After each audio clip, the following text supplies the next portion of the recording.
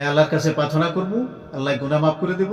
গুনাহ সম্পর্কে আমি একটা গান বলছি, বন্ধুগণ শুনবেন। গুনাহ খাতা মাফ করাইয়া মোর, গুনাহ খাতা মাফ করাইয়া মোর, নবীর হাদিস পর। গুনাহ খাতা মাফ করাইয়া মোর, ওরে হাদিয়া নায়েবের হাতে, হাদিয়া নায়েবের হাতে, যে জন যায় না হলে বয়াতে, ভবে জাহেলাতে মৃত্যু হবে তার, নবীর হাদিস পর। গুনাহ খাতা মাফ করাইয়া মোর, গুনাহ খাতা মাফ করাইয়া মোর, নবীর হাদিস পর। গুনাহ খাতা মাফ করাইয়া মোর। পীরের হাতে হাত যে জনার, পিছের গুনাহ রইবে না তার। সামনেতে হুকুম তামিল করে বাবারে, সামনেতে হুকুম তামিল কর। পীরে যদি করে দেয় মাপ, পীরে যদি করে দেয় মাপ, রবে না তোর এই দেহের পাপ। আবার ডহর ভয় রবে না মরার পর, নবীর হাদিস পর।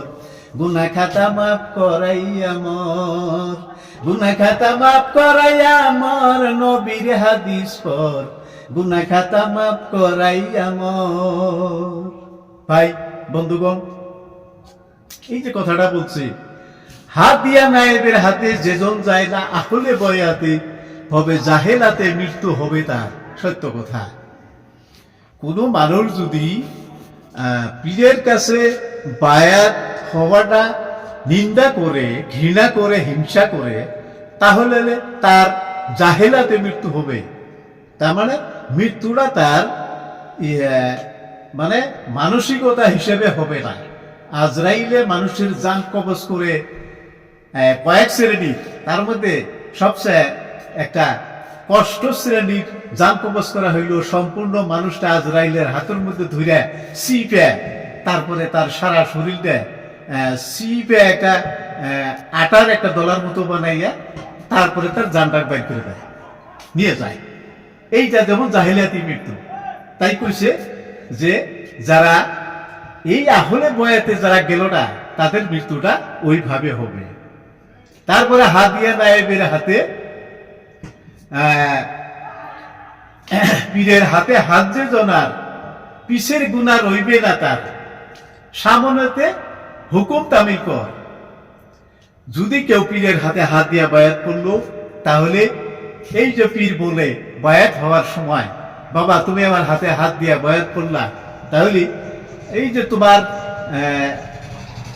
12 বছর বয়স থেকে আজ পর্যন্ত তুমি যত গুনাহ করছিলে, পাপ করছিলে, তোমার সমস্ত পাপের দায় আমি হইলাম।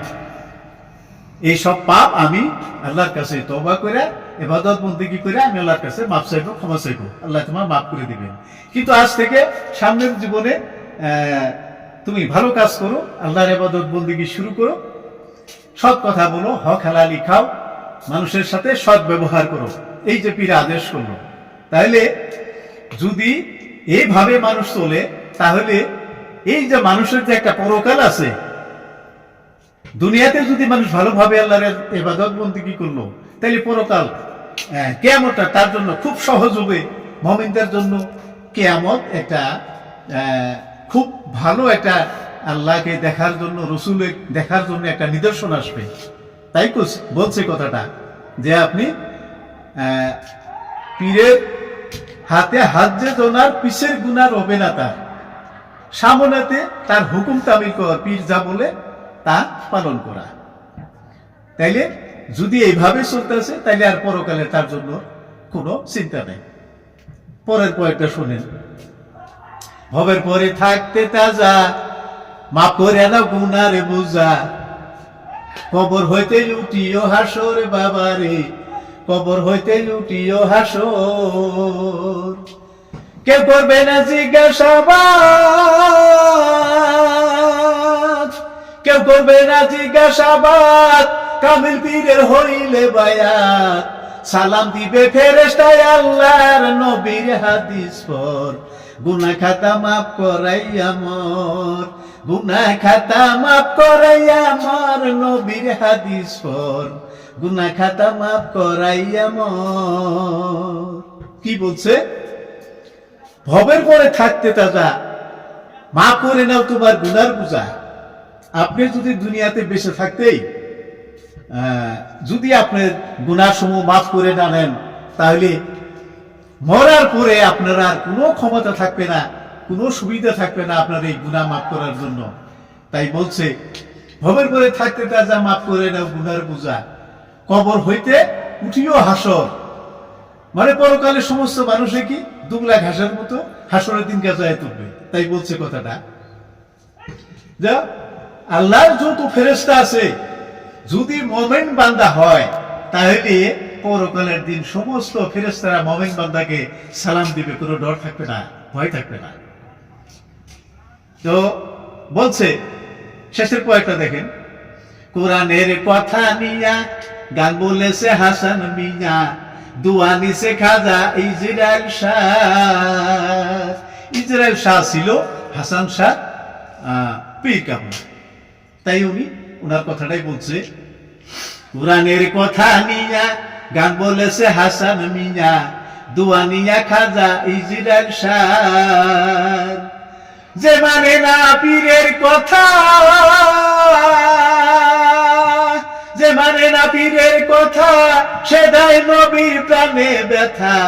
নবীর জন্য আল্লাহ হয় বাজার, নবীর হাদিস পড়, গুনাহ খাতা মাফ করাইয়া মোর, গুনাহ খাতা মাফ করাইয়া মোর, নবীর হাদিস পড়, গুনাহ খাতা মাফ করাইয়া মোর।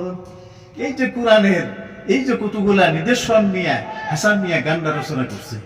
তাই যদি কোনো মুরিদে পীরের কথা শুনে না, পীরে যা কয় তা করতেছে না, পীরে যদি সৎ আদেশ দেয় বদ কাম করে বসে, এর মুরিদান বহুত আছে, দেখতেছে পীরে একটা বলে ও আর একটা করে নিয়ে বসে থাকে। তাই ভাই সকল বন্ধুগণ, মুরিদানেরা যারা আছেন সবাইকে অনুরোধ করছি, এই ধরনের কেউ চলবেন না। যদি চলেন আপনি আখিরাত, আপনার পরকাল ও দুনিয়া দোকালে আপনি ধ্বংস হয়ে যাবেন। আপনার মুরিদ হিসাবে আপনার কিছু থাকবে না, পীর ভক্তের কোনো চিহ্ন থাকবে না। তাই এইভাবে চলেন না। তো কোন ভক্তে যদি পীরের কথা না মেনে পীরেকে দেয়, শরম দেয় বা দুঃখ দেয়, তাহলে এই দুঃখটা, এই যন্ত্রণাটা, জ্বালাটা দেয় আল্লাহ রসুলের নবীর কাছে যায় পৌঁছে। আর নবীর যদি এই সম্পর্কে কোনো ভক্তের উপরে খারাপ পায়ে গেল, বেজার হয়ে গেল, তাই সেই ভক্তটার উপরে আল্লাহ তখন বেজার হয়। আল্লাহ আর এই সম্পর্ক, পীর সম্পর্ক, ভক্ত সম্পর্ক আর মেনে নেবেন না। এই ভক্তজনের জন্য আল্লাহ দোজক নাজেল করে দিল, যে ইয়ার জন্য আমার দুজক সুন্দর করে সাজায় দাও, আর এই ভক্তটাকে টাই দেয় দুজকে নিয়ে যাও। তো ভাই সকল, এই যে পীর শিশুর এই নীলা খেলা, পীর শিশু পীরের শিক্ষা দিবে, আর ভক্ত উপযুক্ত সাধনা করবে, ইবাদত করবে। পীর জন যদি ভালো আছে, তাহলে ভক্ত জনকেও ভালো উপদেশ দেবে, ভক্ত ভালো হবে।